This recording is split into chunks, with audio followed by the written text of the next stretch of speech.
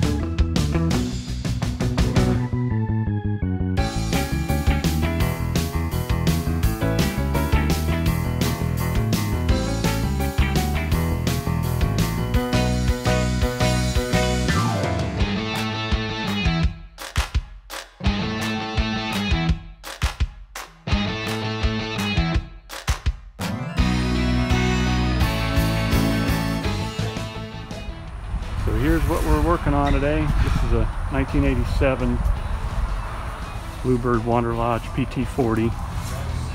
Got a nice little setup here.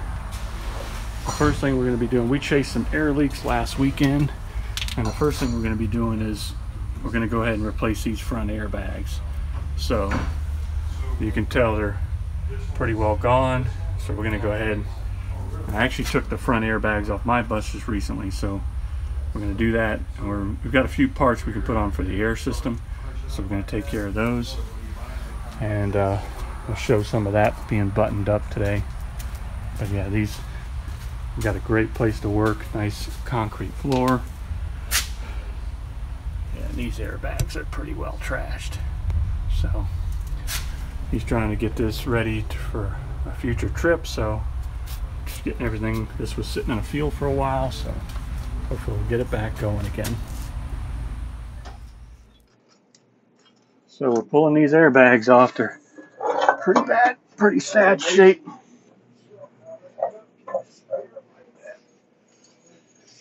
This guy here, yeah, you can see him.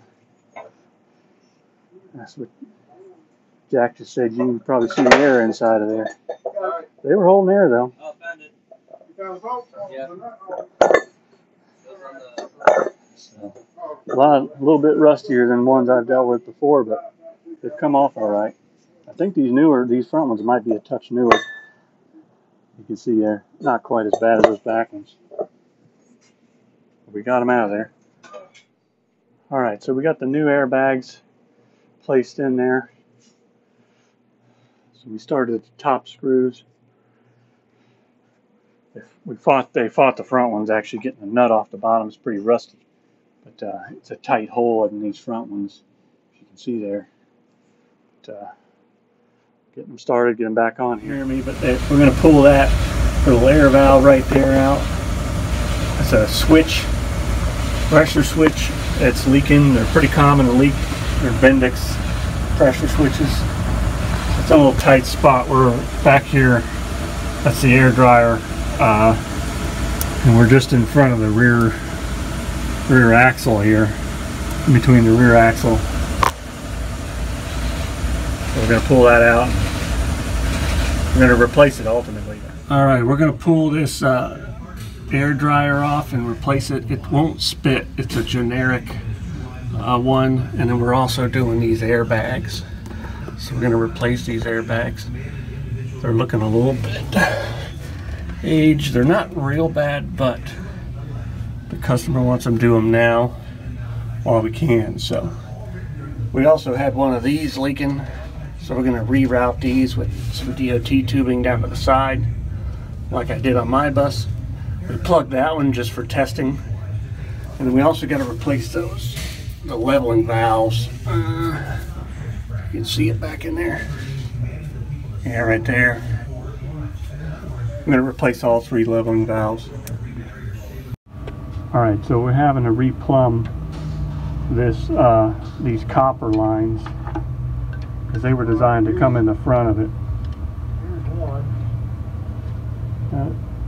There we go. All right, thank you. So yeah, we're just getting the balls off of here to go on the arm to connect to the leveling valve arm.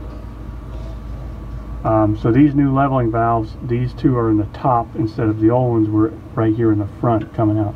This here is actually a dump feature, so we're not going to use that, but we got to reconfigure this copper line here to go to the top.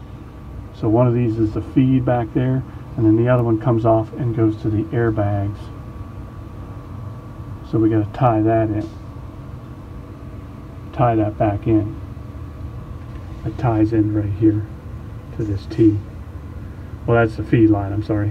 So that's the air feed line, came off this T over there, and then this one goes to the bags.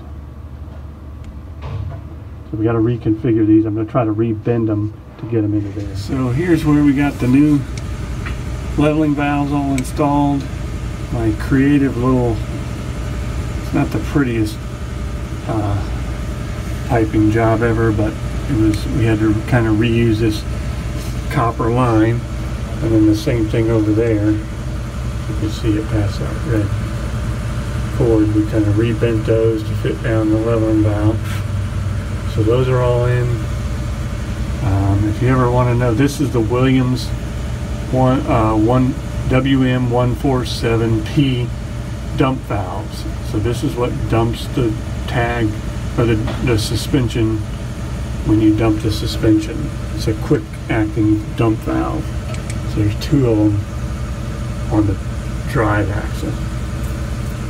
So that's all installed. So we took the brake chambers off so that way we could get up and get to that bolt for the bottom of the bag. So we just took the back ring off. Now these are old chambers, and unfortunately they still have the bolts on the back side for the spring brake can. You never want to take that apart. So the new ones don't even allow you to do that anymore, because that's very dangerous. It's a very strong spring in there. We've got them caged right now. See, that's the caging bolt. But yeah, never take this back one off. So we just took the front one off, so that way we could get to that nut up there for the rear airbag. Made it a lot easier instead of working over that brake can. So we're going to put these back on and get it buttoned back up. We're cleaned out. There's a bunch of crud and corrosion inside of here. Diaphragms look pretty decent, but he's going to put whole new brake cans on here before long. So, all right, so we're going to replace these little slack adjuster buttons. So this is the old style. In order to back these off, you have to remove this entire pawl assembly to back off the slack adjuster. So there's a replacement part that has the button, just like the modern slack adjusters. So you just unscrew this guy. I should have broken that off.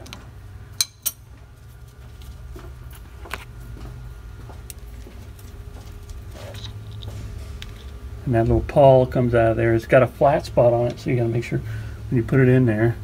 This new one's come with a little copper crush washer. So if you line this up right and it slides right in there. Sorry, my light is behind my hand. So that guy goes right in there, and then just snug it up.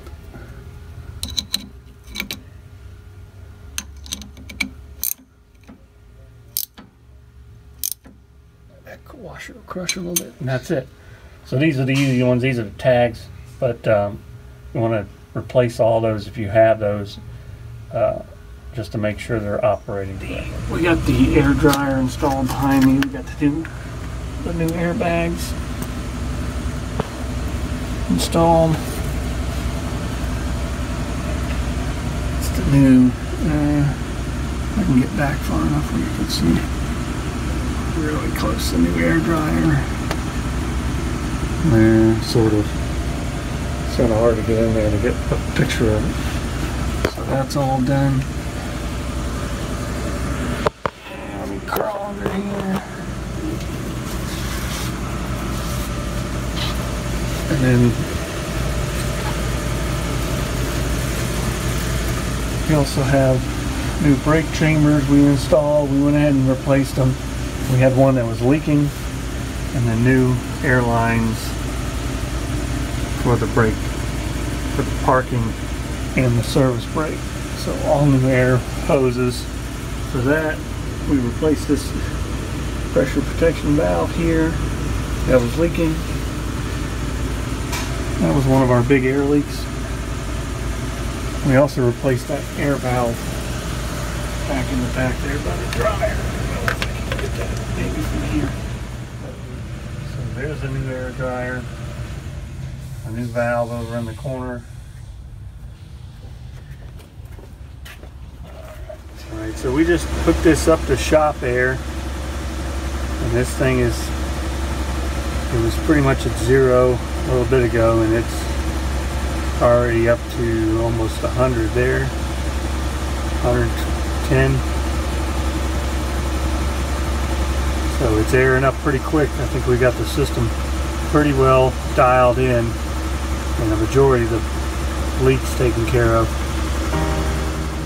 We got the bus outside, took it for a test drive. I think everything's working good. The brakes are good, the air system is holding air pretty good. So we have another happy customer. Right, Jack? Very happy.